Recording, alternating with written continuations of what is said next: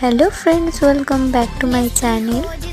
আজ তোমাদের সাথে শেয়ার করব পেপার দিয়ে গোলাপ ফুল বানানো। তার জন্য প্রথমেই আমি গোলাপ ফুলগুলোকে বানিয়ে নিয়েছিলাম এবং সবুজ কালারের পেপার দিয়ে মুড়ে এভাবে গোলাপের গানটি করে নিয়েছিলাম। তারপর আবার একটা সবুজ পেপার নিয়েছি এবং তার উপরে একটা পাতার শেপ দিয়ে নিয়েছি এবং ওটাকে ভালোভাবে কেটে নিয়েছি। তারপরে স্কেচ পেন দিয়ে ওটার উপরে পাতার শিরাগুলো এঁকে নিয়েছি। এবার এটাকে গ্লু গানের সাহায্যে সুন্দরভাবে লাগিয়ে নিয়েছি। তোমাদের কার কার এই ভিডিওটা ভালো লেগেছে অবশ্যই কমেন্ট করে জানিও। আর আমার চ্যানেলে নতুন হয়ে থাকলে অবশ্যই চ্যানেলটাকে সাবস্ক্রাইব করে যেও।